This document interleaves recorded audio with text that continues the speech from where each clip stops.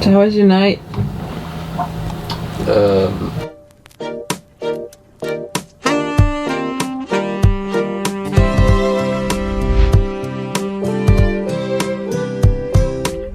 Welcome back to the Balearics, where the water is beautiful and the nights are wonky. I woke up only twice. What? Twice? God, you're so lucky. I think I woke up every half an hour. This week we take you to Ibiza and show you why it's important to build good karma. Formentera is beautiful, from shore or on video, but it's been about a week since we had a good night's rest. The bays are exposed and in season the island is simply too crowded to take out a stern anchor and get a good angle on the swell. Driving my daddy's truck today. The main standby anchorage goes along the route of the Ibiza ferry and every single person with a boat is on the water, as this seems the perfect place to be when there's a pandemic on the streets. Anyways, sleep is very important on a boat and the lack thereof can drive you insane. YouTube comment experts might write to either suck it up or go to the marina, but when they charge 250 euros a night, it's either suck it or leave the island.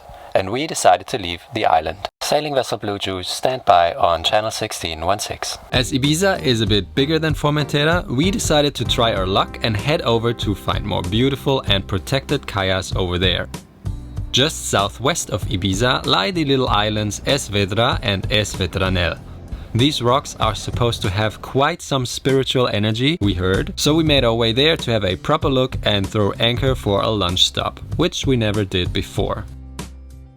I didn't feel too comfortable because the sandy spots are scarce and I didn't want to deal with the seaweed cobs, but this place was quiet as fuck. It was probably the only quiet anchorage we've ever found on the Balearics. Behind that rock there was no swell, no wind, it was really nice.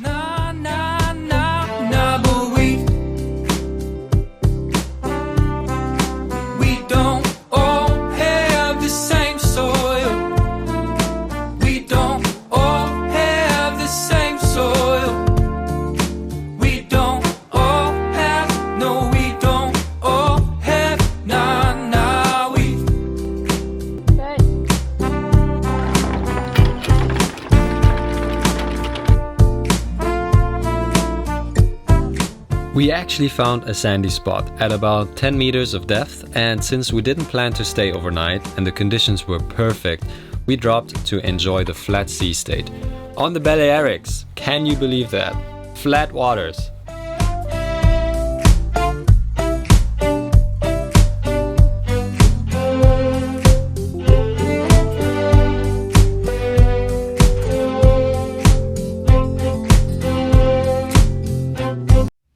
When the foreign ships arrive, but do you remember the Pershing from last week's video? You feel the danger. The camera wasn't rolling, but we held on to our dear life as that thing passed through, and this is when we lost our outboard. It was on the bracket and we usually tie it up quite well, like screw the screws in and stuff. But apparently we were a bit lazy again, but then that super swelly, short, steep motorboat swell came and it just threw everything around in the cockpit, and we really did not expect the outboard to fall. We just heard a big clunk and then all of a sudden it was gone. We got a bit of a swell because of a motor yacht that just went through the islands, and we held on to breakfast and phones and cameras. But apparently we did not completely tie off the outboard over there.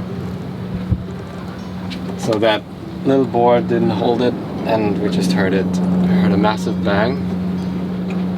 And now it's in a prime spot on a sandy patch, probably 5 meters.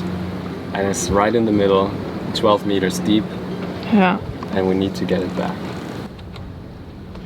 But we cannot dive 12 meters. I don't think I'm comfortable diving 12 meters now. No. Should have practiced in Greece. It's just really weird because we haven't used the outboard in 2 days. We've been in only extremely swelly anchorages for 2 days. Had massive wake all the time. and now the damn thing decides to fall off. I'm like, in the deepest spot we've been in the past week for half an hour, and the outboard falls off. Like, honestly. And Alex actually wanted to jump after it. It's 15 kilos or something. You can't hold it. You'll just drown with it.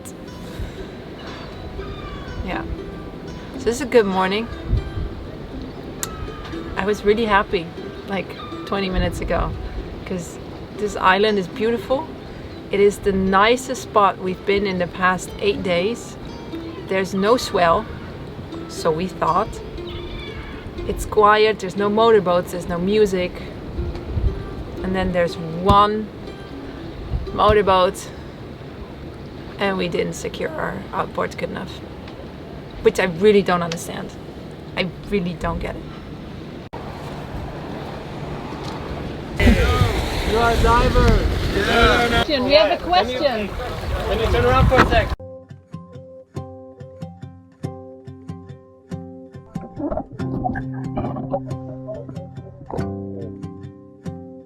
So after literally 5 minutes of dwelling in despair, denying, being angry, begging, crying, and finally accepting the situation, we hear a rip coming around the corner.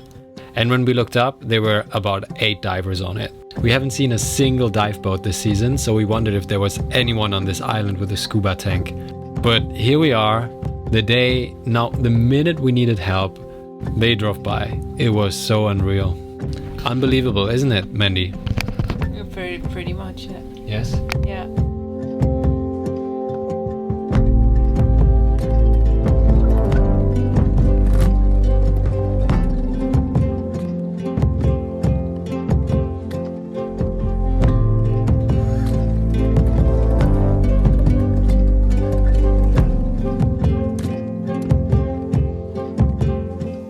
Yay! Thank you so much. You have a good day. Ciao, ciao. Thank you so much. Bye. Bye. Hey, have a nice holiday. You Thank too. you. Bye. More life. Yeah. Help me.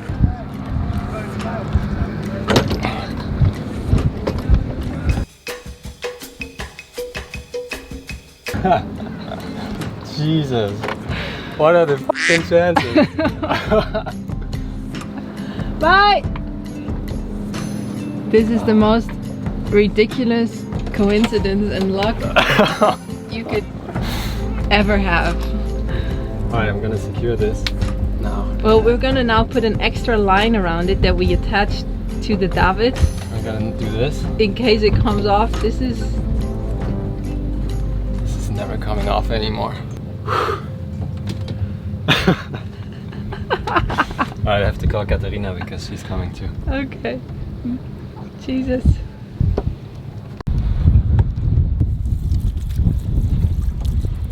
To use enough water.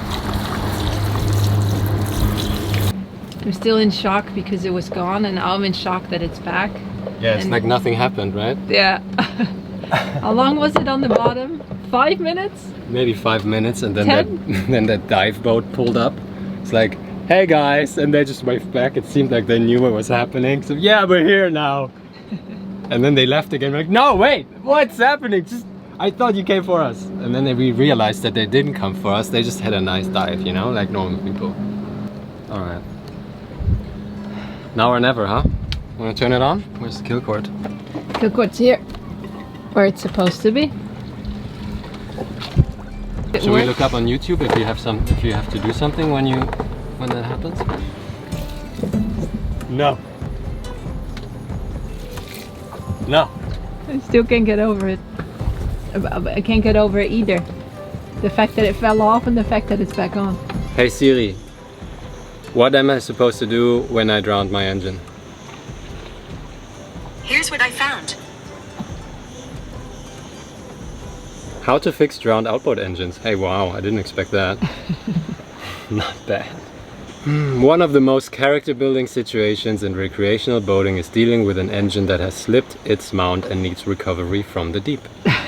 Really? The process for salvaging an engine and the efforts involved in getting it running again, also known as pickling an engine, make tremendous sea stories.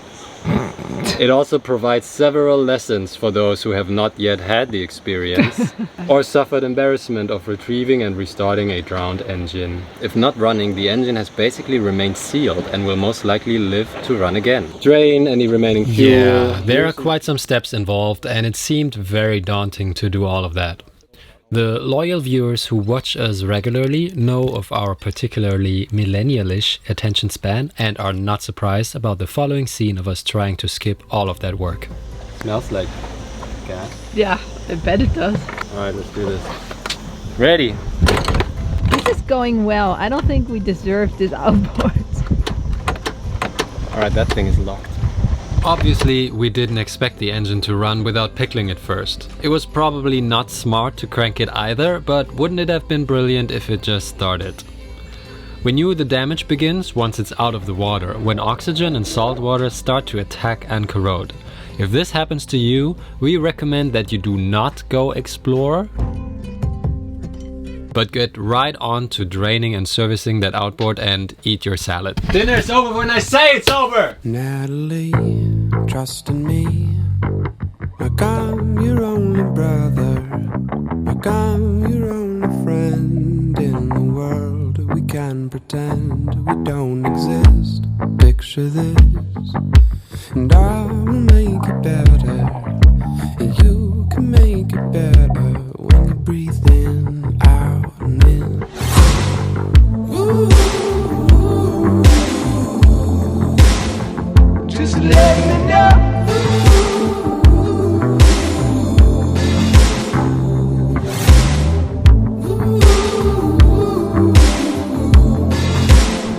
Just let me know. The bed is not that impressive underwater. That's all we can do for you.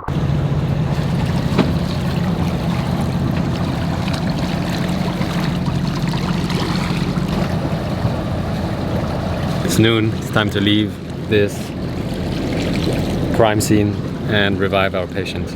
We went right into the Kalahort, which is actually pretty nice. We are on 0.7 meters now. That's 3.5, and there's loads of sand everywhere. Now let's fix that outboard.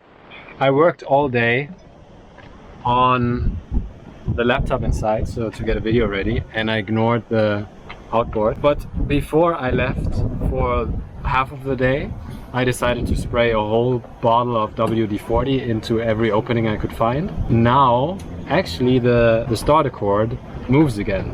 So I think I did the right thing and my handiwork pays off. And I'm a very good outboard mechanic by basically not doing anything about it.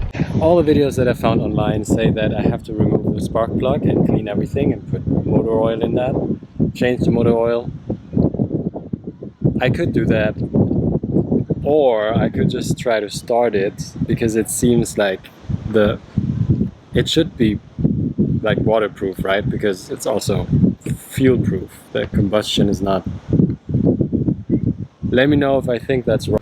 So it's been a day, it should be dry right now. Maybe I just try to start it. Can't be that bad. Your hand, babe.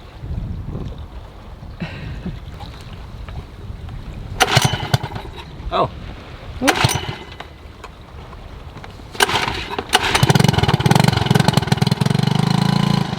No, just kidding, we serviced it.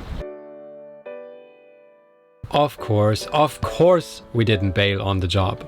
Our friends from the boat Sheila arrived in the same anchorage later that day, and Marco came with a box of tools and a brain of engine wisdom. I once thought I was ahead. Thought that I could raise the dead. He's been working on engines for his entire life and helped me understand that it's not scary to open up all the screws of something you don't entirely understand. We drained all the liquids, worked the spark plug that eventually didn't come out, cleaned the carburetor, put it all back together, and found that there was a piece of metal jailing the starter cord, so we took everything apart again. But it's no magic. Like everything in life, you just have to put the work in.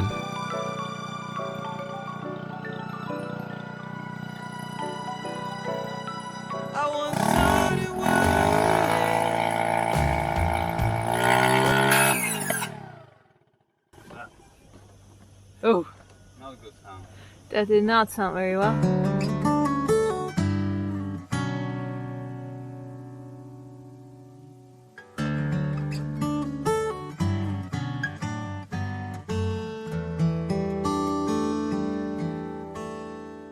Our new cruising friend Marco helped us out to get Krusty back to life. I couldn't have done it without him.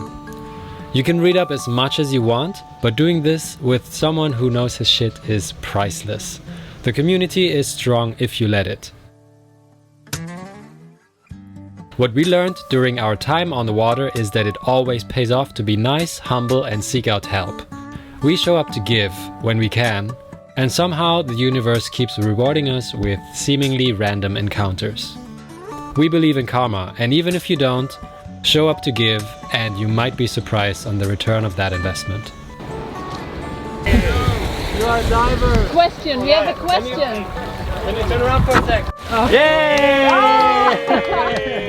Thank you so much. If you haven't subscribed yet, you maybe should reconsider because subscriptions are free and that's a great price. If you want to watch another sailing video, just click on the left. Okay, bye.